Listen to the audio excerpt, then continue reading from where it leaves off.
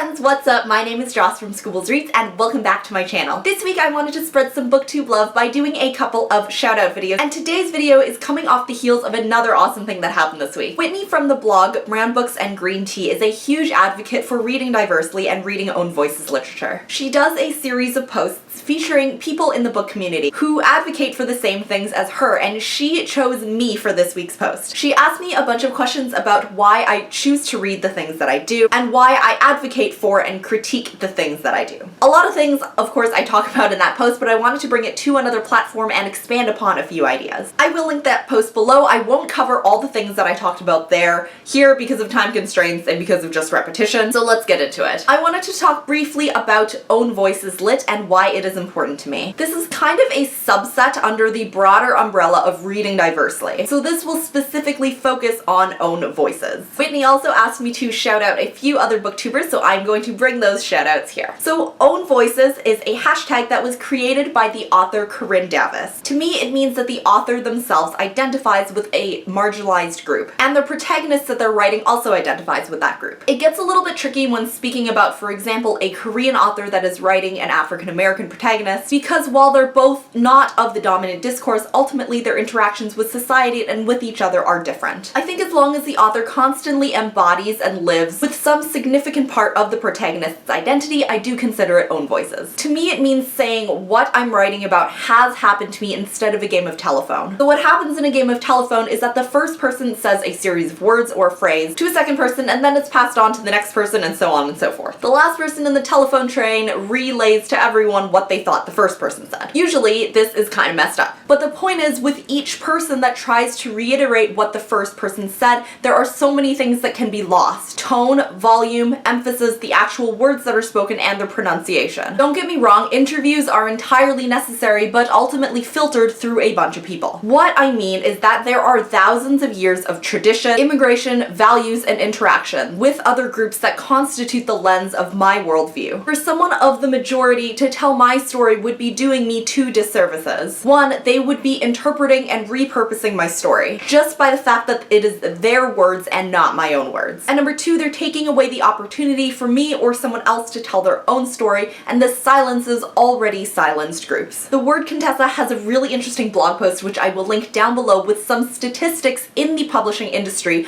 about majority group versus Ownvoices books that are published. I'm not saying that I don't support majority group authors writing marginalized characters, but I do think that there are few things that can be done. So first of all, they can use sensitivity readers that identify with the same marginalized group as the protagonist, and letting down the guard and allowing the criticisms to change the writing and change the representation. If a sensitivity reader is saying that something is tokenizing, they're not trying to insult the work. In fact, they themselves might be feeling insulted. The second thing is, even though interviews go through multiple people, they are important to hear the voices of people from these groups. Ultimately though, as a reader, I would choose to read an Ownvoices book as opposed to someone from a majority group writing a marginalized character. So I wanted to give a few shoutouts to people who really encompass the heart of the reasoning behind Ownvoices Lit, and all of their channels will be linked in the down bar below. The first person is Adriana from Perpetual Pages. Every time I watch a wrap-up or a review of Adriana's, I learn something new. It may not be something that's comfortable for me to acknowledge or something that I'm knowledgeable about, but I know that if I read the books that she read, I now have new thinking points and reflecting points. So right now I am making my way through Everything I Never Told You by Celeste Ng. This is a book that's been on my TBR for a few months now, but what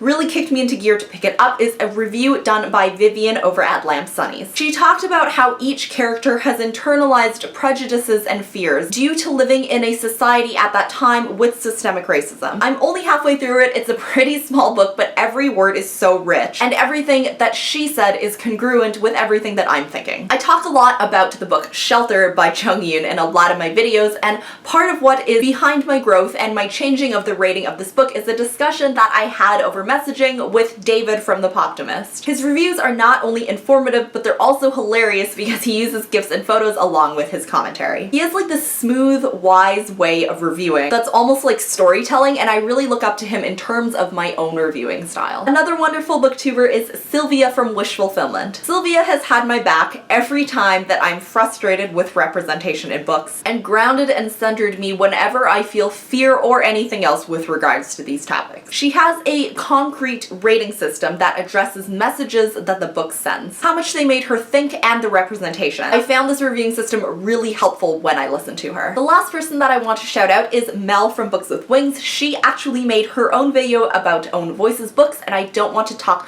over her voice, so I'll just leave a link to that video down below as well. On a final note, I really think reading Ownvoices comes from a genuine desire to empathize and understand. It doesn't come from wanting to pat yourself on the back for checking off more diverse books boxes. Then it continues by actively seeking out books with marginalized protagonists. While I wish there were more and that we can keep promoting these books to the publishing industry so they can be published, there definitely are some out there. We just have to go and actively and not half-heartedly seek them and read them. If it's not truly a priority for us, we're not going to take these steps to go and look for these books, which is why I'm always advocating both talking the talk and walking the walk. So in Whitney's blog post, I did give a few recommendations of Ownvoices lit, both fiction and nonfiction. I think a lot of resistance to reading books with protagonists that identify with marginalized groups is a fear to acknowledge our own privilege. Privilege being when one group has access to something that's not necessarily material over other groups just because of the group that they belong to. And this is not necessarily just a race thing, it also extends to disability, neurodiversity, sexuality, gender identity, and socioeconomic status, among other things. Privilege is not necessarily a bad thing. We can use it to promote Ownvoices and learn more about others and learning more about ourselves. For example, I acknowledge that I am privileged in some ways but not others. For one, I do own a camcorder and I own a computer and I have the opportunity to go to school and upload videos on YouTube. I'm also able-bodied. So I looked at my own reading and I saw that I am lacking in narratives from people who are disabled, people who are homeless or are of lower socioeconomic status, and I'm currently seeking out books with protagonists that identify with these groups. These are areas that I really want to learn and grow in, so if anyone has any recommendations, please leave them down below. So that is it for this video. If you guys have any Ownvoices recommendations for me, please leave them in the comments. I would definitely love to go and research them for myself.